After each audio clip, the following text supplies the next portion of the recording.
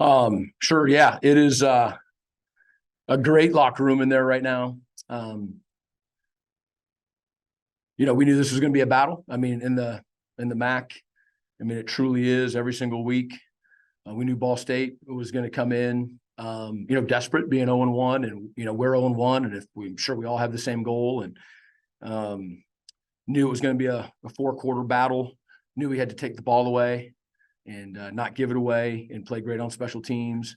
And what we really talked about is everybody, everything we've got. And it was far from perfect, but it felt like Eastern Michigan football today, with all three phases working together. And there was just good energy and belief. And fun to do it on homecoming and seeing a bunch of former players back just, gives you some juice. And so it's been a good day. Yeah. So I can't remember if it was, our missed field goal, but either way, you're saying that good field position and got them into a couple of fourth downs. I think part of the story of this game for both teams was the lack of explosive plays, right? They did not get loose on the ground or in the air, nor did we. It was a first down game. I mean, there were some sustained drives, but I think both defenses did a good job of keeping things in front of them, and we certainly did that. And obviously, when you get down closer into the red zone and you're playing that way, there's less room to work. Really proud of our defense, especially that crazy takeaway there at the end was just an awesome finish. Mm-hmm. Yeah, no, that's their. They've been pretty consistent with that. Number one is an incredible athlete that they like to use in a bunch of ways. The touchdown that they got, used him as a decoy on like a now screen, and got their receiver tight end, one of the two, free, for a pretty easy touchdown for him. So, I mean, even when we knew he was in the game and knew that they like to run him, he still caused some problems. He's a good player. Yeah, I mean, so what I just told the guys in the locker room, the thing that I'm for sure most proud of, today's fun. But the response from losing back-to-back games, in the first MAC game, we put a lot into that last week and, lost the game, and we had a great week. I mean, it was hard for guys to get on the bus leaving Central Michigan. I mean, it was super hard. But, whether it was the 24-hour rule or just knowing that when we get back together, on Tuesday, our 2-day, back to work, and got to go 1-0. And we had a really good week of practice. Our scout teams were really good. The focus was good. You can just tell when guys are hungry, to get better. And so that's what I'm most proud of this week for sure, was the response that started with nobody sees, nobody can really have any idea. And then for us to play a good football game today, not a perfect football game, but and again, it just had a little bit of an Eastern Michigan football feel to it. So it's fun locker room. Yeah. Samson, he just, we just gave him a game ball, 32 career touchdowns, just broke the record, and been playing football here for 132 years. And guys, this is the coolest thing, right? Guys, including the other running backs, were just so excited for him. I mean, genuinely fired up. The whole team was going nuts. And then Samson, just said, look, my name goes in the book, but, it's all the guys who've been blocking for me that, are a part of this. And he meant it, and so more work to be done. He knows that, but that ball should be special. And it's his. And then JB really did have a breakout game,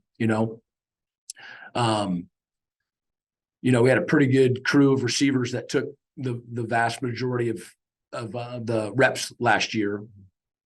And so it ends up that Tanner's really the only one with any experience. And so it's a really good group, but they just hadn't played, a lot of football. And so really like how those guys are coming along, and their mindset and how they're practicing. And so it was just really good. I mean, JB just had like 3 shout outs in the locker room. Guys are so excited for him. And he did. I don't know how many catches he had, but he had a really good game. Yeah. Penalties are a really big deal. I think we had 4 again. Is that right? Yeah. So penalties, I just think championship football is averaging 5 or less and 50 yards or less. And so I think that's, back-to-back weeks now where, we've been in championship level football. But yeah, I think some of theirs, were some of the encroachments on their defense, and those add up, and they end up being 5 yards, but obviously help the offense with their drives. It's an interesting question because the way things work, it starts with the defensive line. Those guys, the linebackers make plays when the defensive line is doing their job. There's so many positions that don't end up with the tackles or with the interceptions or with the sacks. And it takes all 11. It truly does. So those two are really good football players. They're great leaders out there. And they absolutely, raise the level of the defense. But it doesn't matter how good they are, if other people aren't playing at a high level as well. And they'll be the first ones to tell you that. Yeah, it's a great question. I'll tell you the first thing, just starting with the offense, would be the offensive line. And what I'll tell you about the offensive line is, we had some guys going in and out. We had some guys playing really for the first time, and they don't get noticed unless it's a sack or, something bad happens. And for us to be able to play guys on the offensive line, multiple people, the offensive line is definitely an unsung hero.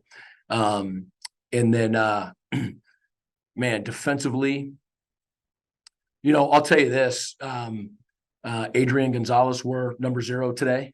And, when he's playing on the interior of our D-line, I told you that things start with the D-line. Well, it starts with the interior of the D-line and works its way out from there. And so those guys are often taken on double teams so Joe and Chase can make tackles. And you always got to see the film. But so I'll say the interior, the Peyton Prices and the Melvins and the Adrians, and there are others, on the interior of the defensive line. And then I'll also tell you this,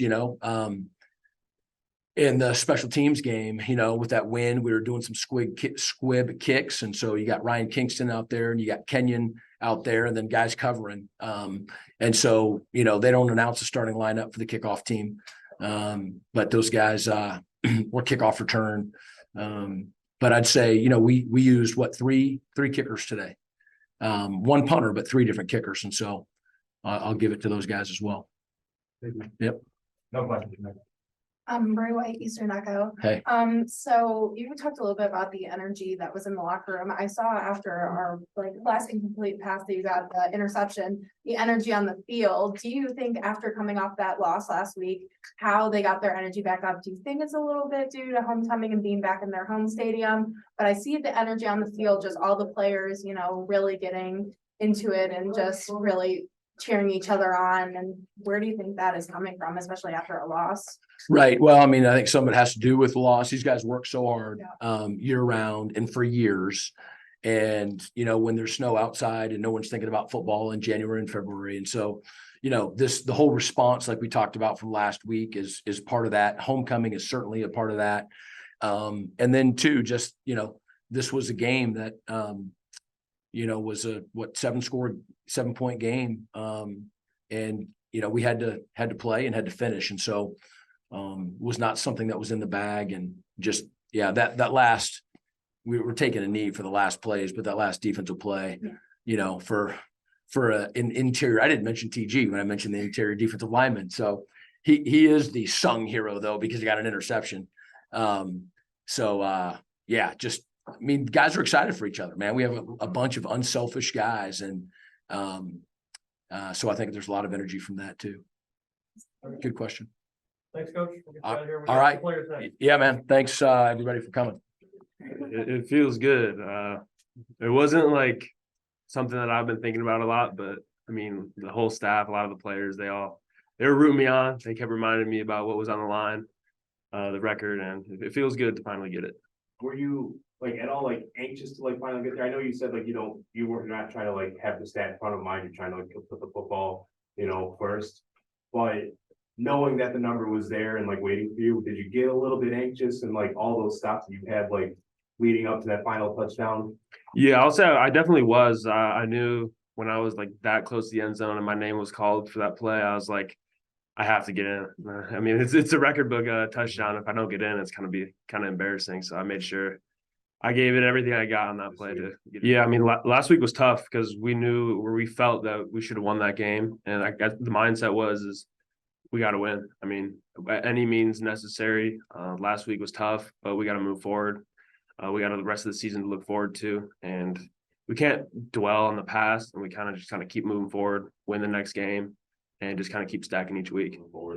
I think it's just a glimpse of what we can do as a team if we're all like offense, defense, special teams is all working together, just a glimpse, and shows what we can do if we execute each game. And I think it all gives us a little bit of confidence going into the rest of the season. And my last, the offense wasn't doing so great at the start of the year. The past couple of games have been doing a lot better. Your perspective on just how the offense has just gotten a lot better over the past few weeks? I think it's definitely confidence, just trusting each other. We're kind of shaky at first, but we all know we all have a great relationship in the offensive room. So we all know that we're trying to win the game. And ultimately, like the first couple of weeks, it was on us. We knew we didn't execute well. We knew we had to improve, and we all knew we could. So it just pretty much came down to each week, working on the little things, trusting each other. And ultimately, we started doing that. I think at the end of the day for our team, obviously every team wants to crush the other team and just win by a lot of points. But at the end of the day, we just want to win. And whether that looks pretty well, whether that doesn't, at the end of the day, like what's on paper, the wins and losses, that's all that matters. Like we talked in the locker room, like it's not always going to look pretty. And even if it doesn't look pretty and we walk away with the win, then that's really all that we care about. I think it puts us in the right direction. I don't think it like defines us definitely, because we all got to keep improving. Like the offense, we did a lot better today, but we weren't perfect. And I'm sure the defense side could say that as well. But I think it's a promise and it's a glimpse into the future that if we keep just executing, keep working each week, that we can have a pretty special team. Yeah, it was kind of special because I mean, a couple of weeks back, I'm sure you guys know I got caught for a touchdown and fumbled, and it kind of like really all set this up for it to happen again here. Because if not, it would have happened last week at Central, and I think it really kind of made it special. I mean, I think everything works out how it's supposed to. So that fumble was supposed to happen, and I was supposed to get that record-breaking touchdown here on homecoming. So I think it was pretty special. Awesome. Thank you. No questions. All right. All right, Makes sense. perfect. Thank you. You're done. Thank you. Thank you.